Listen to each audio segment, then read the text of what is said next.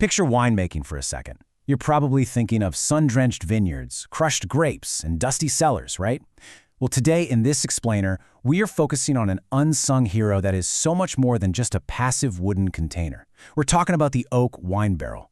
This thing is a highly curated, active, and absolutely vital tool in the winemaking process. Without it, the wines we know and love literally wouldn't exist. Which kind of makes you wonder, doesn't it? Ask yourself this: is the barrel actually more important than the grape itself? It's a provocative question for sure, but by the end of our journey today, you might just be leaning toward a yes. We're going to look at the intense, behind-the-scenes journey of an oak barrel. It's this rigorous, meticulous life cycle requiring incredible precision before a single drop of wine ever even touches the wood. Here is the roadmap we're following today. First, the oak barrel journey, then inspecting new barrels, prepping and filling, long-term maintenance, and finally, repairing leaks. Let's dive right into part 1, the oak barrel journey, arriving at the winery. You see, the quest for the perfect wines starts the very second these brand new barrels come off the delivery truck. You can't just roll them into a cellar and call it a day. Unloading requires meticulous attention. Every single barrel gets checked against the delivery note to ensure the correct quantity and verify that absolutely no damage happened during transport.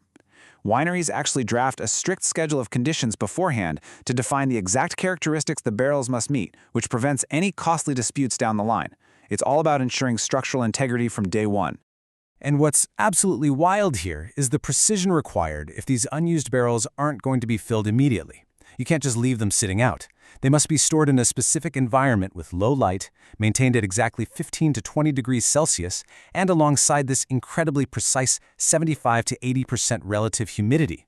Any deviation, you can completely compromise the wood before the winemaking even begins. Moving on to part 2, inspecting new barrels, the visual checklist.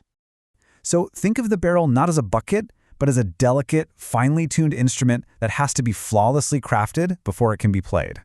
Imagine you're a winery worker with a clipboard running through this exact checklist. You're hunting for any external damage like cracks or chips. You're looking for moisture stains that might hint at premature leaks. You're checking the alignment of the wooden staves and ensuring the metal rings and hardware are completely secure, because loose hoops mean structural disaster. You're evaluating the wood for uniform texture and color. But honestly, the most fascinating step is the olfactory test. Yes, literally smelling the empty barrel. A pleasant woody aroma is exactly what you want, and if you detect strong bad odors, it immediately flags a storage or contamination problem. Finally, you verify all labels, lot numbers, and quality seals to make sure the barrel meets your winery's demanding standards. All right, part 3, prepping and filling. The first wash and fill. Even though new barrels arrive clean, they need a crucial first interaction with water to remove any lingering impurities from the cooperage, the barrel maker. But here's a massive warning. All water used must be strictly chlorine-free. Why does that matter? Because residual chlorine reacts with the wood to create compounds called chlorophenols and trichloroanesols. And if those sound like harsh chemicals, well, that's because they are. They result in horribly unpleasant aromas and tastes that will completely ruin the wine. To prep the barrel safely, workers follow a very specific sequence. First up, an initial hot rinse using about 25 to 30 liters of 70 to 80 degrees Celsius water.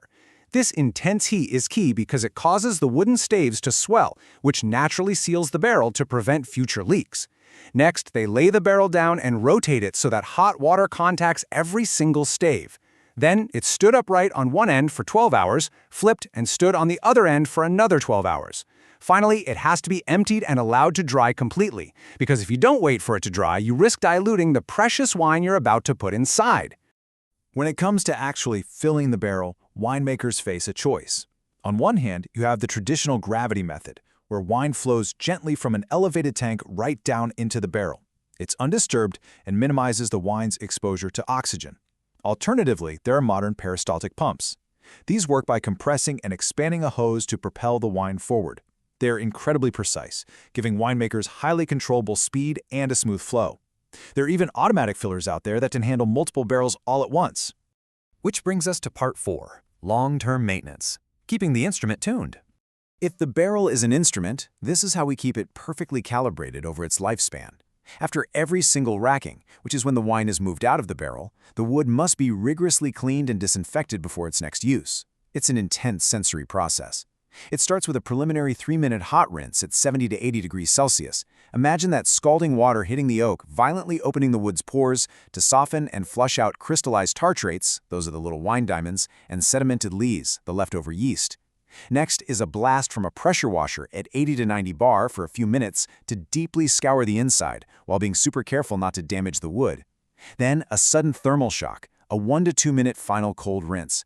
This cold water just slams the pores shut and clears out any suspended particles. Finally, the barrel is placed mouth downwards to drain and dry completely, because any leftover moisture is a breeding ground for nasty microorganisms. Once the barrel is bone dry, it undergoes sulfuring. This is the application of sulfur dioxide inside the cleaned barrels. The coolest way they do this is by literally burning a sulfur pellet suspended on a wire inside the barrel and then capping it. The SO2 gas that gets created distributes evenly, acting as a powerful antimicrobial and antioxidant shield, perfectly preserving that interior for the next vintage. To keep up with all this rigorous maintenance, the technology scales up dramatically depending on the winery. You have manual washers featuring a multi-directional rotational jet that can spray every single interior point of a barrel in just 90 seconds. Step it up a notch, and you have automatic washers handling continuous flows with hot or cold high-pressure water and built-in drainage modules. And at the absolute highest end, massive robotic lines. We're talking auto-loading and filling, high-pressure steam injection for deep disinfection, and automatic gravity drains. It's an amazing blend of tradition and high-tech.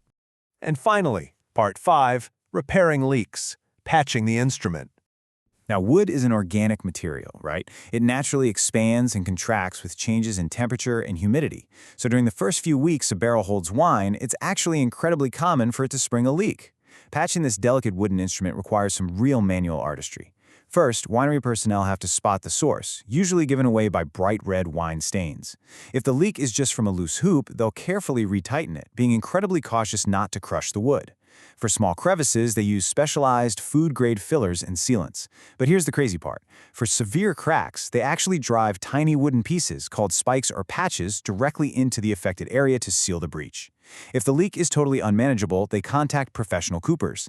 And of course, every single repair is followed by a post-test with a water fill to guarantee it's perfectly watertight before the wine goes back in. So, after seeing the astonishing lengths winemakers go to just to prepare, maintain, and repair this simple-looking wooden vessel, I want to leave you with a final thought. If the barrel shapes the wine, and the winemaker goes to such rigorous effort to shape the barrel, who is the true creator of the vintage? The next time you take a sip of wine and catch that perfect hint of oak, you'll know exactly the immense secret journey it took to get there.